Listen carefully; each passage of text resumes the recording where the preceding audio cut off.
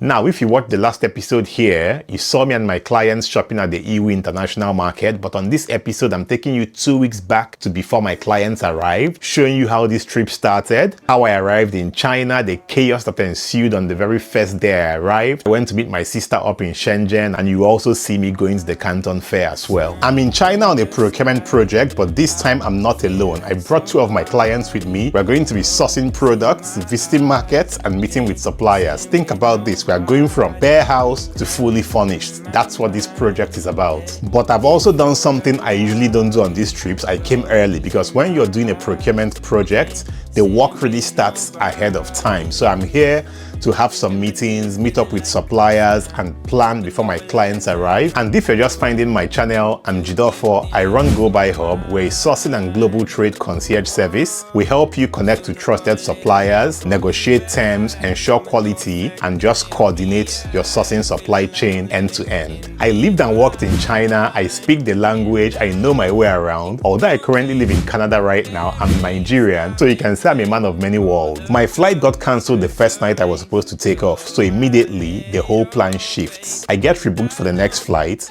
but the new flight is leaving from Toronto, so I have to go from Ottawa all the way to Toronto to catch this flight. So I make it to the airport, fly out, and after that long stretch, I finally land in Guangzhou early in the morning, pretty much at the set of dawn. The first thing that hits me is the weather. It's mid-autumn. Back home in Canada, the weather is starting to cool down a little bit, but in China, Guangzhou, which is in the southern part, is still warm and the air is fresh. So imagine that kind of weather that just changes your mood and you just feel like, oh, I can do this for 30 days. But that feeling lasted only 5 minutes because right after I land, I couldn't find my suitcase. You know that moment when your brain just starts doing the worst case scenario immediately.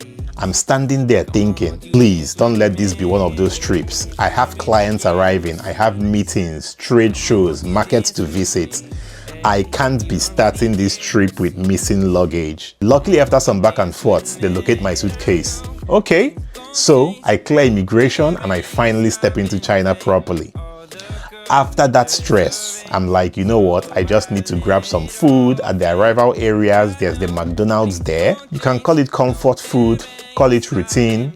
Me, I'm calling it I survived the cancelled flight and missing luggage breakfast. So while I'm there, I begin to do some things. First of all, I insert my SIM card into my phone so I can get connected. Few things I'd like to mention. First of all, when you arrive at the airport, there's free Wi-Fi. So all you need to do is just go to Wi-Fi and connect. You need either a phone number or you need an email address. You receive a code, you put in that code and you'll be logged on. Second thing is Guangzhou is usually fluid for arrival and departures as well. It's because Guangzhou really handles a lot of foreign visitors all year round, so they are used to being in touch with, foreigners. Like when I arrived, I really didn't have any hassles crossing immigration and all of that. One thing that you have to note is you have to fill out a form, the arrival form. This form is usually given to foreigners on the plane. If you don't receive an arrival form to fill out on the plane, when you arrive in the airport, just before immigration, you see some tables around there. There's usually arrival forms in those areas, so you can fill out the form and submit it. You should be good to go. And then payments. Payments are usually made in China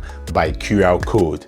But for you as a foreigner arriving in China for the first time, you're able to add your foreign cards, so that's a good thing. If you have WeChat Pay, AliPay, you should be able to pay with WeChat Pay or AliPay. Cash is still very much in circulation in China. Always have cash with you, but expect to pay with WeChat Pay or AliPay. Debit cards and credit cards, I can't really speak to how effective they are. Have your money on WeChat Pay or AliPay, have cash, and then as a last option, have your debit and credit card. But debit and credit cards would work in hotels. And for transportation, you can book train tickets and local hotels with apps like trip.com. It has an English version and it also accepts foreign cards too.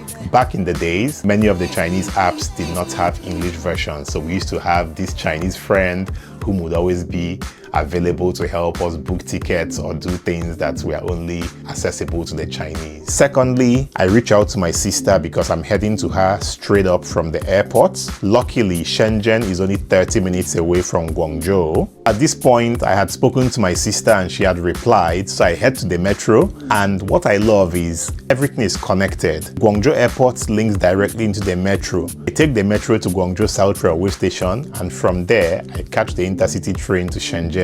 It's early in the morning, so the train is packed with workers and commuters. Real city is waking up energy. I'm tired and I'm just running on caffeine, plus my big luggage. But you know what? I'm excited because Shenzhen is one of those cities you just need to visit.